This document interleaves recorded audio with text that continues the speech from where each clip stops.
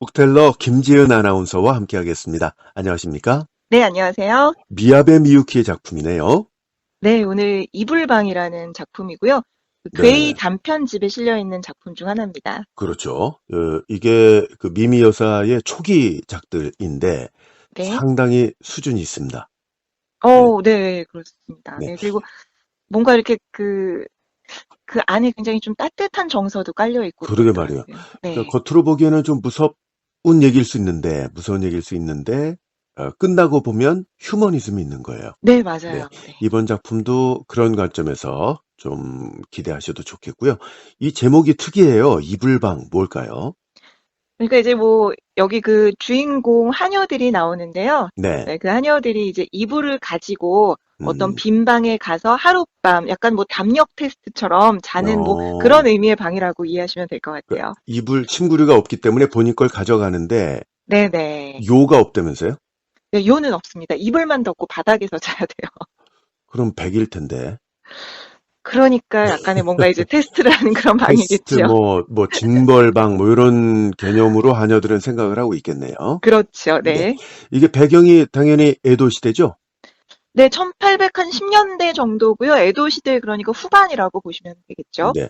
지난번에 그 여자의 머리라는 작품 소개해 주셨잖아요. 네. 그게 반응이 무척 좋았거든요. 네네. 그리고 제목에서부터 실제로 많은 분들이 또, 네. 예. 애청자분들께서 미미 여사의 작품은 에도 시대 배경이 제일 좋다. 너무 좋아한다. 음, 이런 의견이 있어서 저희가 골라봤던 건데 이 여자의 머리에서와 마찬가지로 고용살이에 대한 이야기가 나오죠. 네, 네. 맞습니다. 배경은 에도 시대 후반 1810년대로 네. 설정이 돼 있고요. 자매가 나옵니다. 네, 네. 오사토와 오유, 둘 다 그 오사토, 오유, 이렇게 좀 이름 네. 헷갈리실지 모르겠는데 둘이 자매이고요. 네. 둘 다 한 가게에서 이제 고용살이를 하게 네. 되죠. 예. 가네코야라는 곳이 그 장소 배경이 되는데 술집 이야기고요. 이 네네. 오사토하고 오유가 자매이긴 합니다만 같이 고용사를 간 게 아니고 언니가 먼저 가고 이제 동생인 네. 오유가 가게 되는데 왜 이렇게 돼 있는지는 설명에 나오고요. 여기 네. 또 아주 중요한 인물이 있죠. 오미스라고. 네. 그 오미스는 그 가네코야 술집 그 가게에 그 하녀들 이렇게 좀 지도하는 우두머리 격이라고 보시면 네. 되는데요. 예, 그, 40대죠. 예. 네, 40대 중반의 예. 여성입니다. 네. 그러니까 이게 지금 다 오시라 물론 이제 농담으로 하는 얘기입니다만 다 오로 시작을 해서 네. 좀 헷갈리실 수 있는데 오미스가 하녀 우두머리, 네. 오사토하고 오유가 자매고 둘 다 10대인 걸로 돼 있죠. 네, 그 자매들은 10대고요. 제가 또 중간중간에 이 인물이 설명 누군지 좀 조금씩 앞에, 해주시죠. 예, 네. 덧붙여 드리겠습니다. 네, 네. 그럼 바로 좀 들어가 보겠습니다. 미야베 미유키 작가의 단편집 괴이 중에 이불방 오늘 소개해 드리겠습니다. 김지은 아나운서 부탁드립니다. 네. 이 작품은 에도 시대 후반인 1810년대, 가네코야라는 술집의 이야기인데요. 후카가와 히가시초에 위치한 이 술집은 대대로 주인이 단명하는 걸로 유명합니다. 초대 주인이 호에이 6년, 그러니까 서기 1709년에 처음 가게를 열었는데 그 후 105년이 지나는 동안 주인이 7대째에 이르게 됐어요. 일반적으로 그 정도 기간이면 4대나 5대 정도에 이를 시간인데 이 술집의 주인은 7대에 이르게 된 거니까 그만큼 명이 짧다는 의미겠죠. 그래도 그나마 다행인 건 과거 6명의 주인들 중 한 명만 빼고는 비교적 잠을 자다가 온화하게 죽음을 맞이했습니다. 이치를 따져보자면 가네코야 술집의 남자들은 운 나쁘게 심장이 튼튼하지 못한지도 모른다. 실제로 가게의 후계자가 되지 않은 차남이나 삼남은 아직 어린 나이에 죽고 만 것이다. 장남만이 가까스로 자라서 어른이 된다. 17살 정도가 되면 아버지가 일찍 죽고 허둥지둥 장남이 뒤를 물려받아 일찌감치 아내를 맞이하고 아이를 낳는다. 그 아이가 어떻게든 17살 될 때까지, 그때까지 자라면 이번에는 그 아버지가 덜컥 죽고 마는 것이다. 그런데 이에 반해 가네코야 술집 집안의 딸들이나 며느리들은 자식복도 많고요. 또 산통도 심하게 겪지 않는 등 매우 튼튼합니다. 그러다 보니까 주변 사람들은 이 가네코야 집안 여자들이 지나치게 강해서 남자들이 기를 빨려 일찍 죽는다고 떠들곤 하죠. 실제로 이제 막 후계자에 앉은 젊은 주인에게 할머니뿐 아니라 증조 할머니까지 건강하게 살아서 날카롭게 눈을 빛내고 있을 정도니까 그런 소문이 돌 법도 합니다. 이 밖에도 신의 벌을 받았다느니 하는 등의 소문이 있었지만 사실 이런 것들은 모두 헛소문이었습니다. 오히려 그런 소문들로 입에 오르내리지 않기 위해 가네코야 술집의 주인들은 더욱 열심히 일을 했죠. 또 다른 가게보다 몸을 낮추고 다른 곳에서는 받지 않는 무리한 주문도 받는 등 성의를 보임으로써 단골도 많이 확보를 했습니다. 하지만 이런 평판을 이어가려면 고용살이 일꾼들에게는 엄해질 수밖에 없겠죠. 그래서 가네코야 술집은 주인이 단명한다는 소문과 더불어 고용살이 일꾼들에게 매우 엄하다는 평판도 함께 돌고 있습니다. 그럼에도 불구하고 이 가네코야에서는 7대까지의 역사 동안 고용살이 일꾼이 도망쳐 나가거나 불상사를 일으킨 적은 한 번도 없습니다. 그 당시 고용살이 일꾼은요, 어른만 있는 게 아니라 사환이나 아이 돌보는 여자아이 등등 이렇게 어린아이들도 있는데요. 가게는 그들에게 부모를 대신해서 교육을 시켜야 했습니다. 혹 게으르거나 몰래 음식을 훔쳐먹는 또 조는 아이들을 야단치기도 하고요. 때로는 강한 체벌을 주어서라도 고용살이 일꾼으로 키워내야 하기 때문에 상당한 노력과 시간이 필요했습니다. 그렇게 해도 잘 되는 경우가 적은 편인데요. 그 어려운 일을 가네코야의 주인들은 대대로 쉽게 해낸 거죠. 가네코야에서 고용살이를 시작하면 난폭했던 젊은이나 또 눈물 많고 패기 없는 어린아이도 열흘 만에 야무진 일꾼이 되고 마니까 주변 상인들의 부러움을 사곤 했습니다. 그런데 이런 가네코야에서 젊은 하녀가 갑자기 엄청난 양의 코피를 쏟으며 급사하는 사건이 발생합니다. 이건 가네코야 술집의 7대 주인이 35살 되던 해의 일입니다. 급사한 하녀의 이름은 오사토이다. 도자기네 장녀인 오사토는 11살 때 가네코야에서 아기 보는 일을 하면서 고용살이를 시작했고 죽었을 때는 안채에서 일하는 하녀였다. 죽었을 때의 나이는 16살. 그러니 5년 동안 가네코야에서 교육을 받은 셈이다. 오사토는 마음씨가 착하고 부지런했는데 몸은 말라깽이였지만 나이에 비해서 차분한 표정을 하고 있었고 행동거지도 어른스러워서 언뜻 보기에는 20이 넘은 어른 같은 인상을 주는 여자였다. 가네코야 술집은 중간 정도 규모의 가게인데 늦게까지 영업을 하는 것으로 유명했다. 그러다 보니까 고용살이 일꾼들이 목욕탕에 가기가 힘들었는데 인근 목욕탕 측에서 가네코야의 사정을 배려해 일꾼들이 서둘러 뛰어들어올 때까지는 문을 닫지 않고 기다려 주었다. 문제의 그날 밤 가네코야의 하녀 오사토도 그렇게 마지막 목욕 시간에 허겁지겁 뛰어들어왔다. 서둘러 목욕을 하고 입구에 앉아있던 주인에게 인사를 한 뒤 밖으로 나갈 때까지는 평소와 다른 기색이 없이 전혀 멀쩡했다고 한다. 하지만 목욕탕을 나간 지 얼마 되지 않아서 갑자기 코피를 흘리며 손으로 얼굴을 누른 채 마치 막대기가 쓰러지는 것처럼 길가에 쓰러지고 말았다. 가까운 곳에 있던 성문 문지기가 혼자였던 그녀를 발견해서 등에 업고 가네코야로 데리고 왔지만 안타깝게도 도착했을 때는 이미 숨이 끊어져 있었다. 그런데 문지기의 이야기로는 가네코야까지 가는 길에 등에 업힌 오사토는 조금도 괴로운 기색이 없이 작은 목소리로 계속 노래하는 가락을 붙여서 이렇게 속삭이고 있었다고 한다. 귀신아, 이쪽, 손뼉 치는 쪽으로. 귀신아, 이쪽, 손뼉 치는 쪽으로. 이런 속삭이는 목소리가 귀에 남아 성문 문지기는 결국 그 후에 사흘 정도 알아눕고 말았다는 것이다. 가네코야 술집에서는 죽은 하녀 오사토의 사인을 밝히고자 나름 애썼지만 결국 원인을 밝히지 못했습니다. 식중독도 아니고 또 독을 먹은 것도 아니었고 죽은 얼굴도 굉장히 편안해 보였다고 합니다. 고용살이 이 하녀들의 우두머리인 오미스도 전혀 이상한 점을 느끼지 못했다고 했습니다.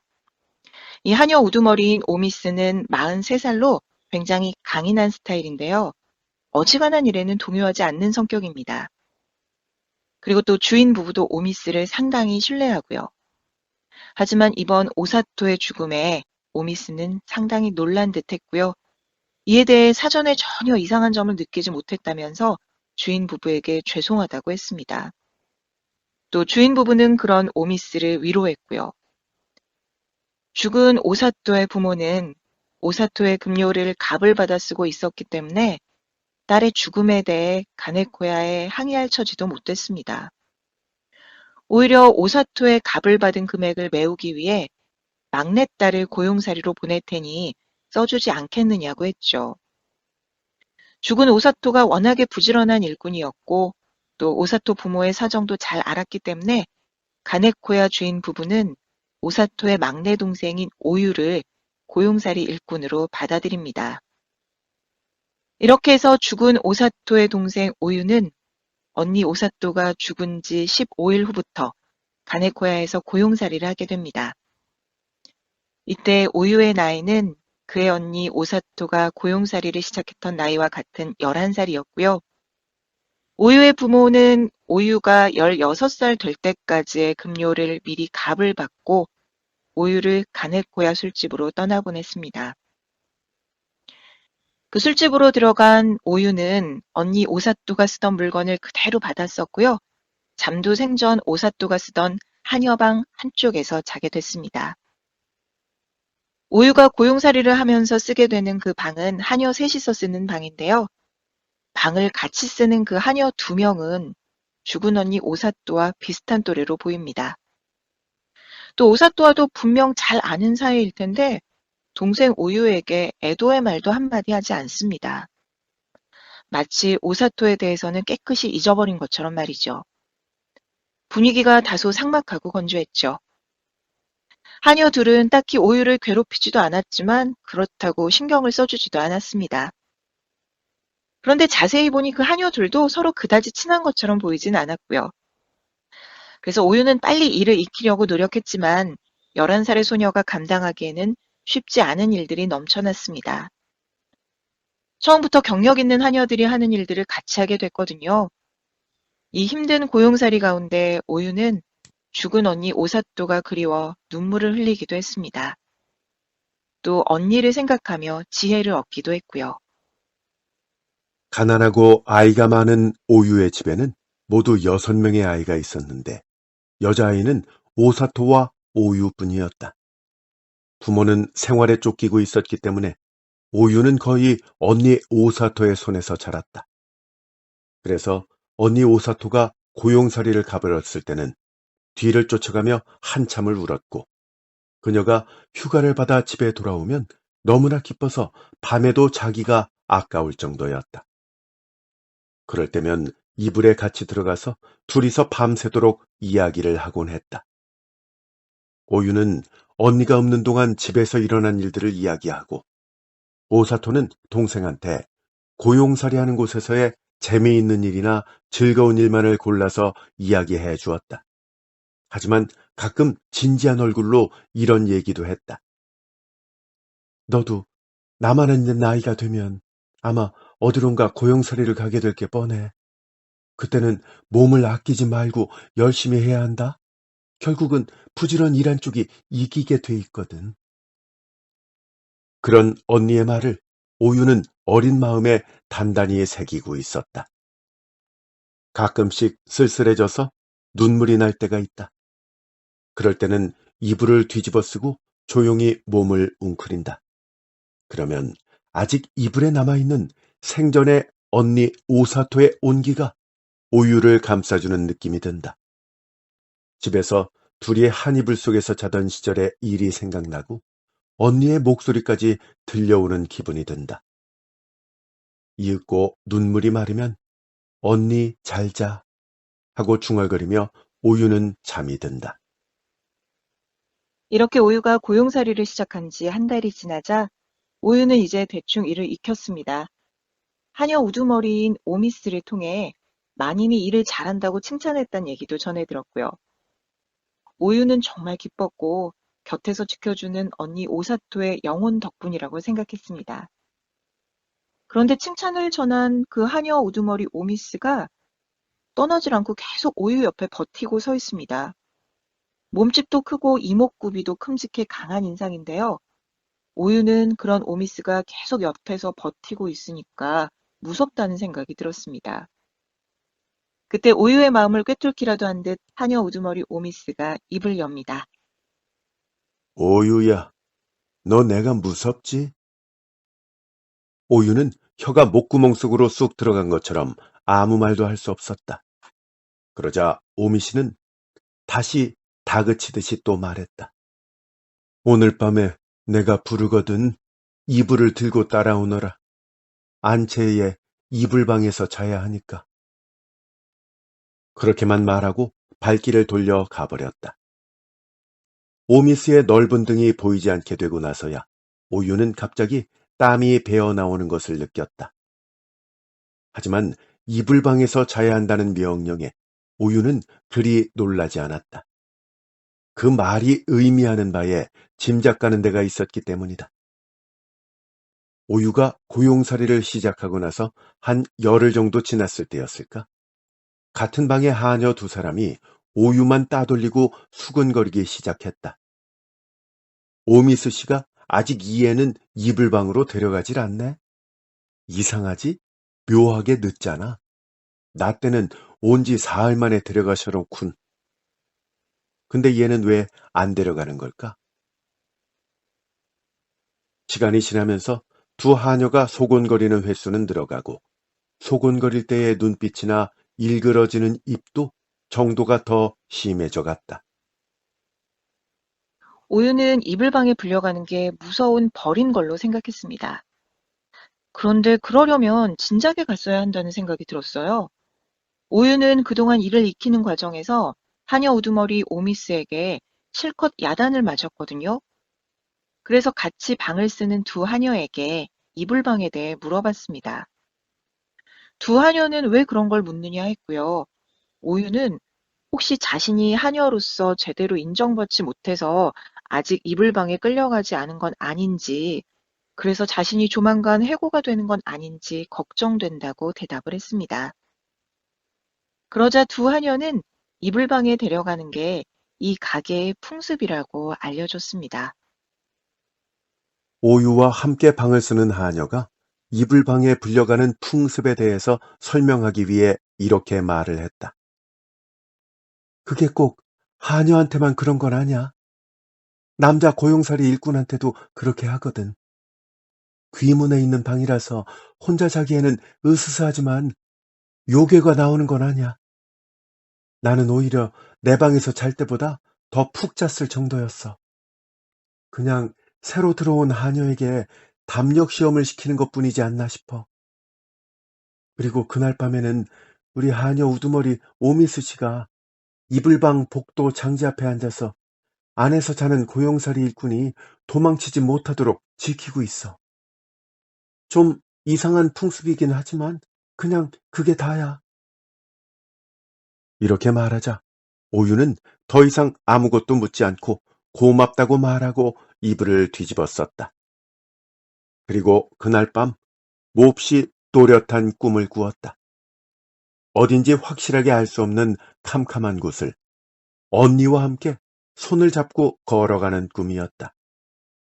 언니 오사토는 잡은 손을 부드럽게 흔들면서 너한테는 언니가 함께 있으니까 괜찮아. 이런 말을 되풀이했다. 등 뒤의 어둠 속에서 뭔가 정체를 알 수 없는 것이 오사토와 오유 뒤를 쫓아서 바싹 따라오고 있었다.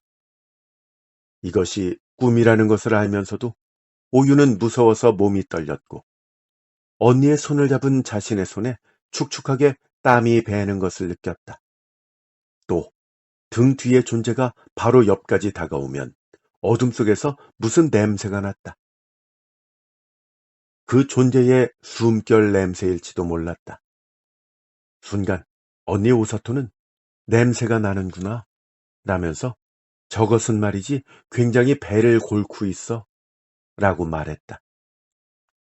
오유는 언니가 저것이라고 한 정체를 확인하려고 했지만 그것의 으르렁거리는 소리에 그럴 마음이 사그러들었다.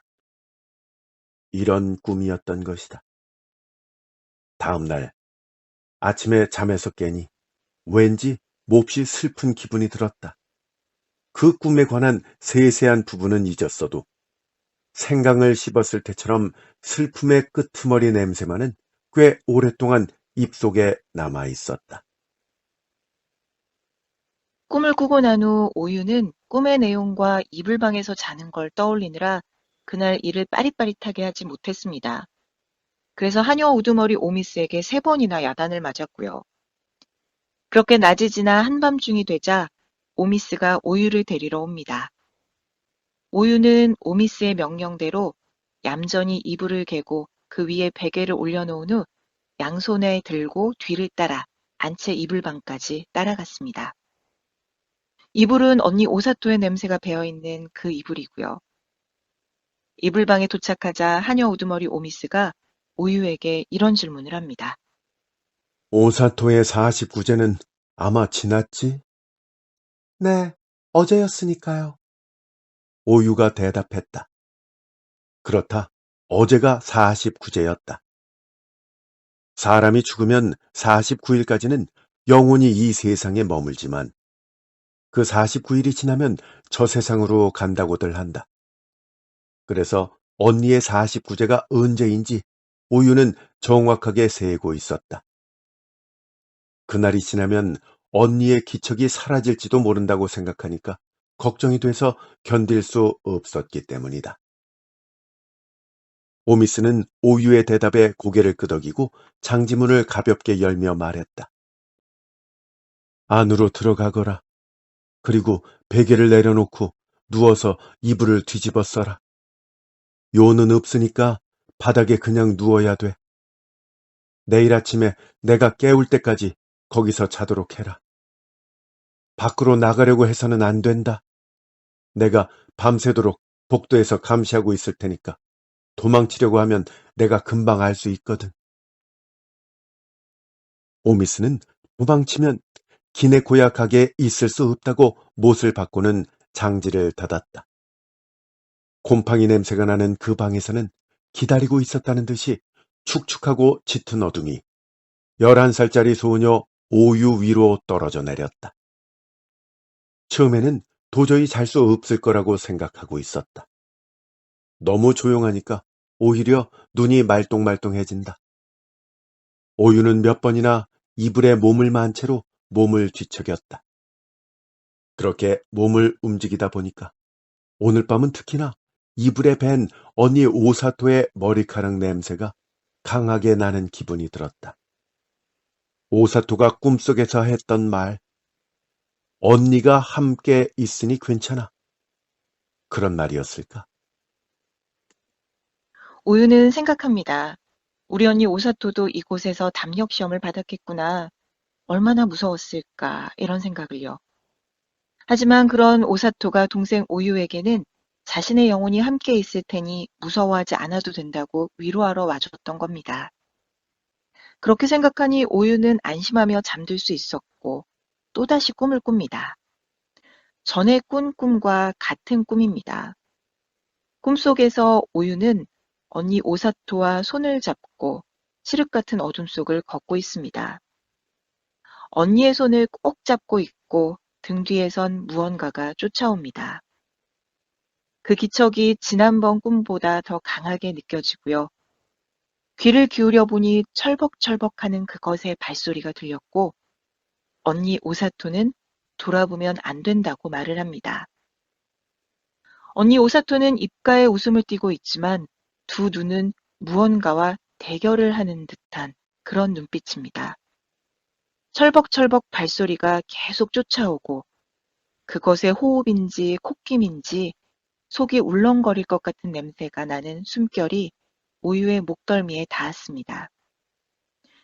마치 죽어가는 사람의 썩은 내장 냄새가 숨으로 올라오는 것 같은 느낌입니다. 그 냄새의 오유는 이것은 죽어가고 있는 사람일까? 라는 생각을 합니다. 그때 갑자기 언니 오사토가 귀신아, 이쪽, 손뼉 치는 쪽으로 하며 노래를 부르기 시작합니다. 오사토는 오유의 손을 끌고 성큼성큼 걸어가면서 가끔 격려하듯 상냥하게 오유를 내려다봅니다. 이윽고 캄캄한 어둠 앞쪽에서 하얀 빛이 보이기 시작하고 오사토는 날이 밝았다며 기쁜 듯이 말하고 동생 오유와 함께 뜁니다. 하얀 빛이 점점 가까워지자 오사토는 이제 무사히 도망쳤다며 함성을 지릅니다. 여기서 오유는 잠을 깼는데요. 방 안은 여전히 캄캄합니다. 오유가 잠에서 깨자 어둠 속에서 오유의 머리맡에 어둠보다도 어둡고 또 검은 것이 웅크리고 있었다. 오유는 그것이 몸에서 내뿜는 악의 같은 것을 눈으로 볼 뿐만 아니라 손으로 만지고 있는 것처럼 선명하게 느낄 수 있었다. 그것은 신음하듯이 49일은 지났는데 하고 말하더니 갑자기 사라졌다. 그 뒤에는 어둠밖에는 남지 않았다. 오유가 이불을 몸에 두르고 가만히 긴장한 채 앉아 있었다. 이윽고 장지 밖에서 하녀 우두머리인 오미스의 목소리가 들렸다. 오유, 일어났니? 오유는 네 하고 대답을 했다. 장지문이 열렸다. 오미스는 정좌를 하고 날카롭게 오유를 노려보았다. 그 눈은 마치 밤새 한숨도 자지 않았는지 새빨갛게 충혈이 되어 있었다. 이렇게 11살 고용살이 하녀 오유가 이불방에서 자고 일어난 그날 오후 하녀 우두머리 오미스가 오유를 부릅니다.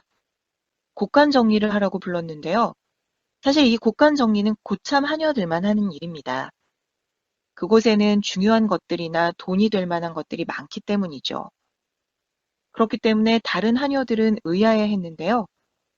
사실 오미스는 곡간 정리가 아닌 다른 얘기를 하기 위해 오유를 부른 것이었습니다. 바닥에 앉은 오미스는 잔뜩 긴장하며 겁을 먹은 오유에게 느릿한 말투로 이야기를 시작합니다. 오유, 무서워하지 마라. 오미스는 엷게 미소를 지었다. 오유는 가네코야 술집에 와서 처음으로 이 오미스가 미소 짓는 것을 보았다. 오미스가 말을 이어간다. 어젯밤에는 잘도 나를 이겼더구나. 사실 널 쫓고 있었던 건 바로 나다. 네 몸에서 영혼을 빼내려고 했는데 죽은 네 언니 오사토의 영혼이 방해를 해서 결국 그러질 못했다. 49일이 지났으니까 오사토의 영혼도 이제 내 곁에 없을 거라고 생각하고 있었는데 아직도 가까운 곳에 머물면서 널 지키고 있었구나. 오유는 이불방의 어둠 속에서 그 악의를 가진 존재가 49일은 지났는데 라고 내뱉던 말을 떠올리고 목덜미의 털이 오싹하니 곤두섰다. 그러면 그것은 오미스였다는 말일까? 오미스는 계속 말을 이어갔다. 그래, 네가 지금 생각하는 것처럼 그것은 바로 나였다. 아니, 나면서 내가 아니라고 하는 게 좋겠구나. 얘야, 잘 들어라. 나는 네가 도와주었으면 하는 마음에 이야기를 하는 것이다. 그러더니 오미스는 가네코야 가게가 저주를 받고 있다며 이렇게 이야기를 했다. 이 가게는 지금의 나이까지 합하면 7대째가 된다.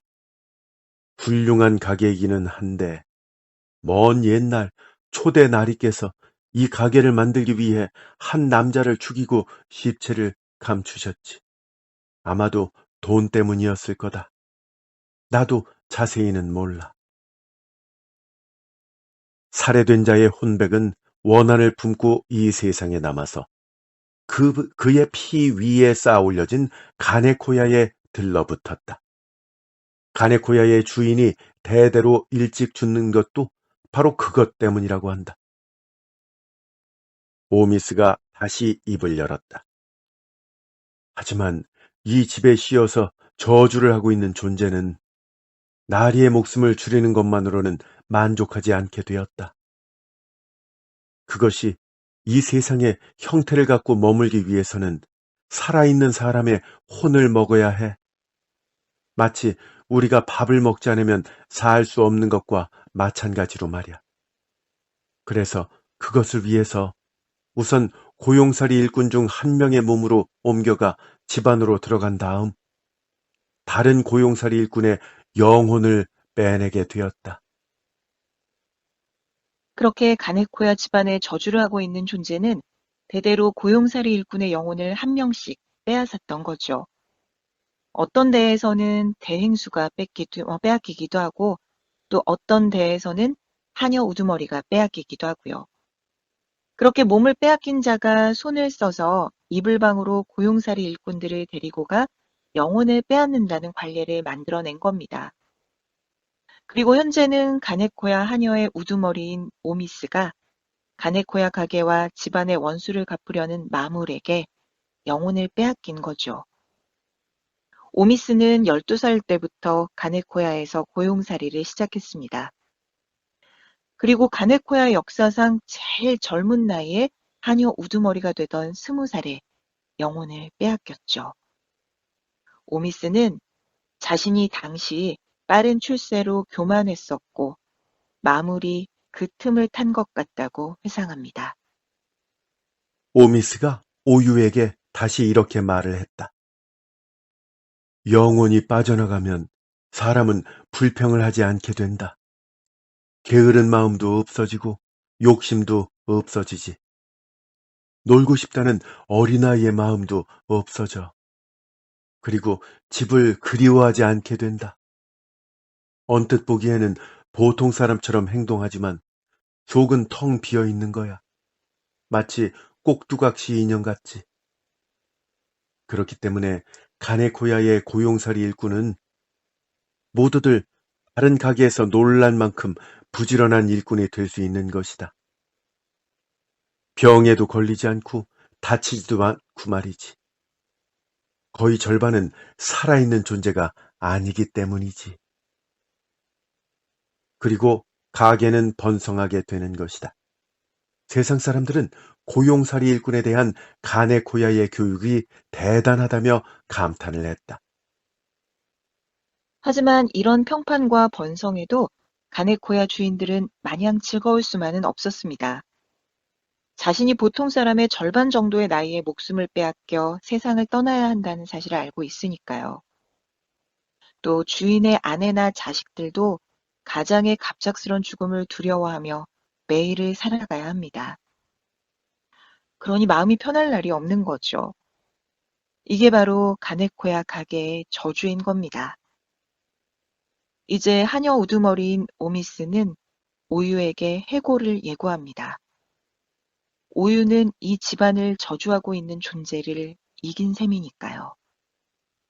오미스가 오유에게 이렇게 말을 했다. 너는 내일로 해고될 것이다. 내가 나리와 마님께 네가 있으면 가게에 좋지 않은 일이 일어난다고 보고를 할 테니 말이다. 그럼 넌 분명히 해고되겠지. 근데 그게 좋다. 너는 더 이상 이곳에 있어서는 안 돼. 다만 네가 나가기 전에 꼭 해주었으면 하는 일이 있다. 오미스는 무릎 걸음으로 오유한테 한 발 앞으로 나섰다. 부엌에 있는 물병 뒤에 빗죽이 나무 한 묶음과 소금 한 꾸러미를 숨겨둘 테니까 오늘 밤 축삼시가 되면 몰래 이불방에 가서 방 안에 그것을 던져 놓으렴. 빗죽이 나무는 예로부터 신성한 나무로 여겨지며 제례 등에 사용되는 경우가 많았다. 오미스는 오유에게 부탁과 당부를 하며 오유의 어깨를 꽉 잡고 말을 이어갔다. 너한테는 죽은 언니 오사토의 영혼이 함께 있으니까 무서워하지 않아도 된다. 내가 네 언니한테 진 거다. 역시 오사토는 대단한 배짱이 있는 야무진 아이였구나. 저 어젯밤에 이불방에서 언니 꿈을 꾸었어요. 오유가 이렇게 대답을 하자 오미스는 미안하다고 중얼거리며 다시 말을 이었다. 실은 말이다. 나한테 쓰여있는 나쁜 존재도 네 언니의 영혼만은 어떻게 해도 빼낼 수가 없었다. 네 언니 오사토는 이곳에 고용살이하러 온 지 벌써 5년이나 지났는데 이 몇 번이나 이불방에서 재워도 영혼을 빼앗기지 않더라고. 분명히 오사토가 동생인 너나 떨어져 사는 가족을 계속 소중하게 여기고 있었기 때문일 테지. 오유는 이 이야기를 듣자 언니 오사토를 생각하며 가슴이 메었다. 언니는 저한테 어머니 같은 사람이었어요. 오유가 자기도 모르게 이렇게 말하자 오미스가 대답을 했다. 그래, 네 언니 오사토도 비록 떨어져 있었어도 한시도 널 잊지 않았을 것이다. 그래서 빈틈이 없었겠지. 하지만 그 때문에 네 언니 오사토는 그렇게 죽고 말았어. 원귀한테 죽음을 당한 거지. 오미스는 그렇게 중얼거리더니 결심한 듯이 눈을 번쩍 뜨고는 곳간문을 3개 밀어 열었다. 그녀가 바깥 햇살 속으로 가자 땅바닥 위에 그림자가 드리워졌다. 별 생각 없이 그것을 보던 오유는 하마터면 비명을 지를 뻔했다. 오미스의 그림자는 덩치 큰 그녀의 모습을 비추며 검고 크게 드리워져 있었는데 그 그림자에 있는 머리에 2개의 뿔이 돋아 있었다. 그날 밤 축삼시 오유는 하녀 우두머리 오미스의 부탁대로 빗죽이 나무 한 묶음과 소금 한 꾸러미를 이불방에 던졌습니다. 어둠 속에서 이불방에 던져 넣은 빗죽이 나무의 강한 풀냄새가 든든했습니다. 다음날 아침 오유는 일하는 태도가 부족하다는 이유로 해고를 당합니다. 하녀 우두머리 오미스가 주인 부부에게 그렇게 전한 거죠. 오유는 그렇게 가네코야 가게를 떠났고 전송하는 사람은 한 명도 없었습니다. 가네코야를 나온 11살 소녀 오유는 자신의 집 동네에 와서야 처음으로 무서움을 느꼈고 급기야는 덜덜 떨려서 한 발짝도 걸을 수가 없었습니다. 결국 지나가던 동네 아저씨가 업어서 오유를 집까지 데려다 줬죠. 그렇게 오유가 가네코야 술집을 나온 지 열흘쯤 지났는데요. 가네코야 술집에 불이 났다는 소문이 전해집니다. 가네코야는 원인이 확실하지 않은 화재로 주인이 불에 타 죽고 집도 가게도 흔적도 없이 타버렸다고 한다. 그 며칠 전 하녀의 우두머리 오미스가 가게를 나가서 모습을 감추었기 때문에 마을 관리나 오카피치는 그녀가 이 수상한 화재와 관련이 있는 것은 아닐까 생각하며 행방을 찾고 있다고 한다. 오카피키는 에도 시대의 탐정이라고 생각하면 된다. 오미스가 가게를 나간 것도 사실 이상한 일이었다. 그녀의 소지품은 전부 방 안에 남아 있었고 그녀가 가네코야를 나가는 모습을 아무도 보지 못했던 것이다. 다만 그녀가 모습을 감춘 것과 같은 날 그녀의 방에서 붉은 기모노를 입은 22살 정도의 낯선 여자가 나타나서 그대로 훌쩍 나가는 모습을 하녀들 중 한 명이 발견했다. 그녀의 이야기를 들은 최고 대행수가 그 이상한 여자의 모습이나 기모노 무늬가 마치 젊을 때의 오미스와 매우 비슷하다고 말했다. 하지만 사람이 갑자기 회춘할 리도 없기 때문에 이야기는 거기서 끝나고 말았다. 화재가 있고 나서 얼마 뒤 기네코야가 서 있던 곳을 파보니까 북동쪽 모퉁이 부근에서 사람의 뼈가 나왔다.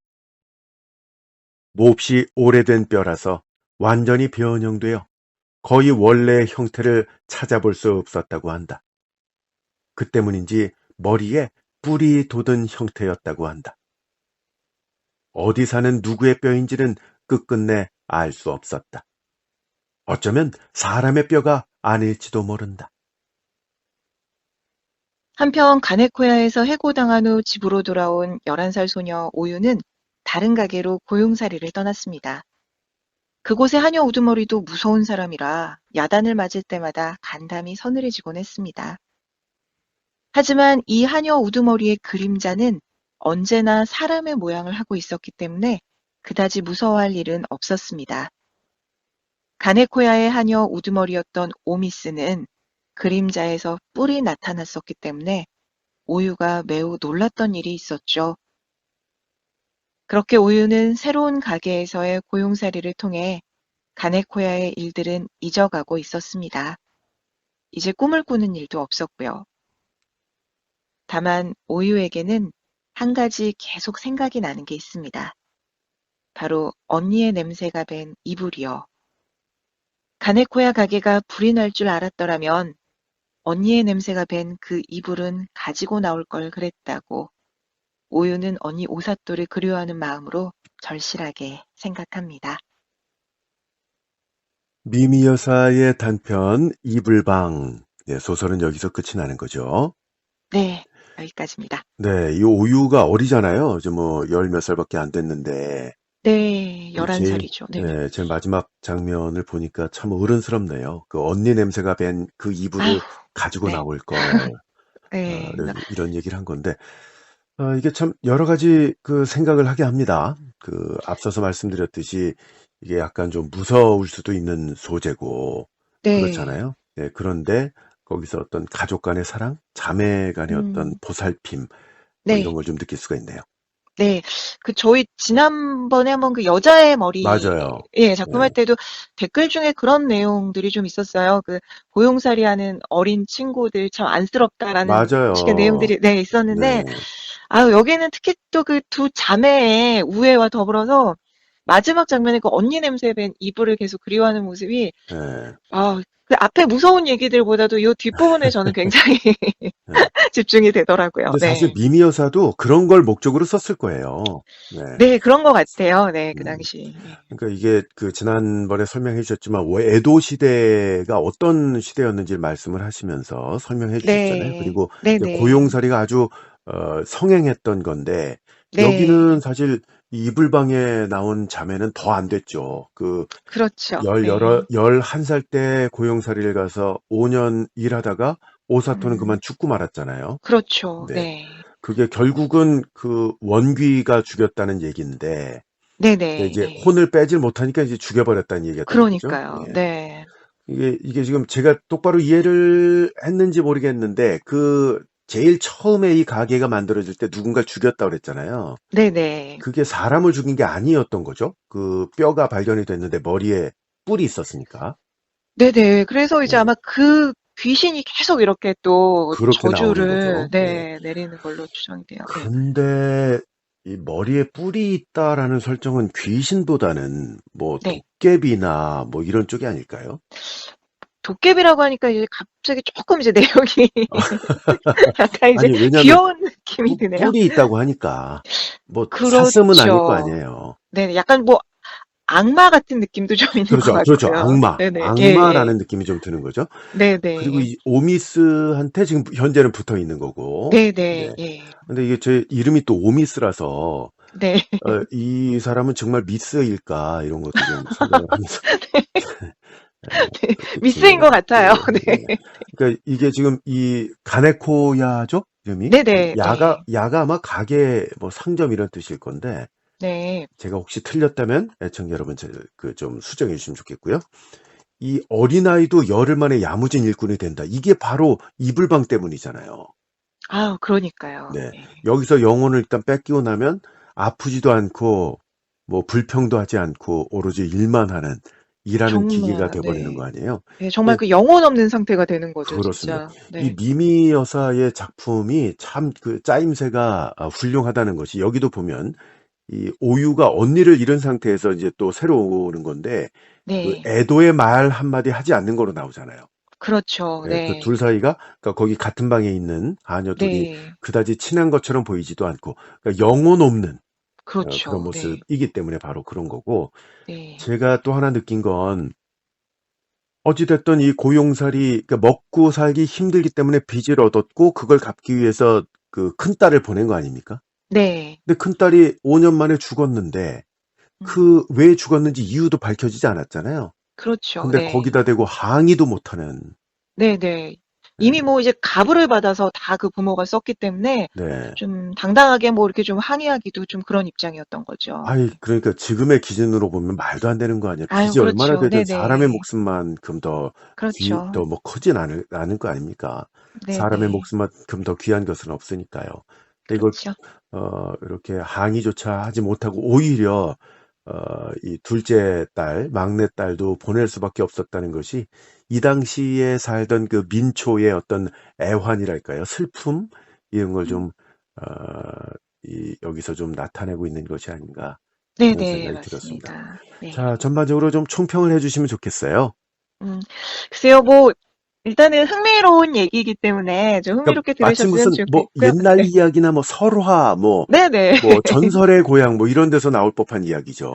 네네. 정말 그 저희가 지난번에도 잠깐 언급했지만 네, 저는 이제 보면서 자꾸 그 전설의 고향이 생각이 맞아요. 나더라고요. 네, 네. 네. 네. 그러면서도 마치 말씀하셨던 것처럼 그 당시의 시대상을 좀 살펴볼 수도 있고요. 음. 이게 뭐 이제 그 우리나라에서도 예전에 어린 여자아이들이 뭐 식모살이 가고 막 그 그랬었잖아요. 먹고 살기 힘들 때 얘기죠. 네네. 네, 그런 모습들도 좀 떠오르고 그랬는데 그 네. 안에서 또 이렇게 또 어떤 그 인간적인 면모들, 네. 그런 음, 부분들을 또 좀 살펴볼 수 있었던 작품이었습니다. 네, 네. 잘 정리를 해주셨는데 그 오미스가 오유한테 그런 얘기 하잖아요. 네 언니 오사토가 동생인 너나 떨어져 사는 가족들을 계속 소중하게 여기고 있었기 때문일 것이다. 이렇게 네. 얘기를 했고 또 꿈에서 그 언니가 나타나서 네네. 너는 괜찮을 거다. 내가 널 지켜줄 거다. 이런 얘기를 하잖아요. 네. 좀 그 가족 간의 좀 든든한 마음, 또 네. 따뜻한 사랑, 교류, 뭐 이런 거를 느끼게 했던 작품인데, 이 작품을 지금 감상하시는 애청자 여러분들도 이 가족의 소중함 다시 한번 느끼는 시간이 됐으면 좋겠습니다. 네. 그리고 어, 혹시 좀 뭐 같이 이렇게 좀 공감하거나 느낀 점들 댓글로 또 주시면 저희가 또 와, 예, 편안하게 그 수다방 갖고 좋더라고요, 댓글이. 예, 아니 네. 거기 그 김지은 아나운서가 또 그 댓글에 대댓글, 답글 이렇게 달아주시니까 훨씬 더 좋아하시는 것 같고요. 아, 사실 뭐 네. 작품 감상으로만 끝나는 게 아니라 감상평을 함께 나누는 것도 어쩌면 네. 그게 더 소중한 시간일 수 있거든요. 네, 네. 그렇습니다. 네. 조금 지금 막 들으신 거기에 댓글 적어주시면 되겠고요. 요즘 댓글 수준들이 상당히 높은 분들이 있다 보니까 이 네. 진입 장벽이 높아졌다고 생각할 수 있어요. 근데 아유, 네. 그렇지 않습니다. 간단하게라도 뭐 나는 어디서 듣고 있는데 어떻더라. 또 이 작품에 대해서 또 미미 여사에 대해서 말씀해 주시면 좋겠고 오늘은 제가 네. 좀 사과를 드려야 될 것이 제가 지금 몸 상태가 좀 좋지 않아서 뭐 핑계 같지만 그 오독이 좀 많았습니다. 이 점 해령해 주시면 감사하겠고요. 이 미미 여사의 초창기 단편집 괴이라는 곳에서 골랐는데 이게 단편집이기 때문에 다른 단편들도 많이 들어가 있어요. 네네. 그러니까 이것도 글로 읽는 거하고 이렇게 축약된 줄거리를 내용으로 듣는 거하고 좀 다를 수 있으니까 가능하시면 책으로 좀 구입하셔서 읽으셔도 색다른 느낌을 느낄 수 있다라고 말씀을 드리고 싶고 그리고 저희 설명란에 들어오시면 이 그 단편집 괴이를 구매하실 수 있도록 링크를 걸어 드릴 테니까 여러분의 많은 참여 부탁드립니다. 다음 작품은 아직 못 고르셨죠? 네, 혹시 뭐 추천해 주실 작품들 있으면 댓글로 네. 남겨주셔도 좋고요. 뭐 아까 말씀하셨다시피 뭐 댓글 진입 장벽 이런 거 너무 부담스러워하지 마시고 그럼요. 저희 네. 뭐 좀 실없는 얘기나 아무 말 이런 것도 좋잖아요. 그러면 네, 재밌잖아요. 네네. 좋습니다. 뭐 네. 어떻더라 저렇더라 뭐 네네. 머리에 뿔이 났으면 뭐 도깨비가 아니라 악마 아니냐 뭐 이런 식으로 아, 네, 수정해 좋습니다. 네. 주셔도 좋고요. 근데 네. 이게 어떤 그 소재가 상당히 무서운데도 불구하고 네. 따뜻함을 느끼면서 끝낼 수 있는 거, 이게 미미 여사의 최대 장점일 수 있고요. 네. 한 가지 더 덧붙이면 구독, 좋아요, 댓글, 이게 삼위일체거든요. 네. 삼위일체. 요거 네. 늘 해주시면 진심으로 감사하고, 또 저희 채널 운영하는데도 음으로 양으로 많이 도움이 됩니다. 여러분의 많은 참여 그리고 협조 당부드립니다. 미야베 미유키 여사의 단편집 괴이 중에 이불방 소개해드렸고요. 이 김지은 아나운서와 함께한 재생 목록이 따로 별도로 나와 있으니까 그쪽으로 들어오셔서 감상하셔도 좋겠습니다. 오늘 고생 많으셨고요. 다음 시간에 더 좋은 작품으로 함께해 주시기 바랍니다. 네. 고맙습니다. 북텔러 김지은 아나운서였습니다.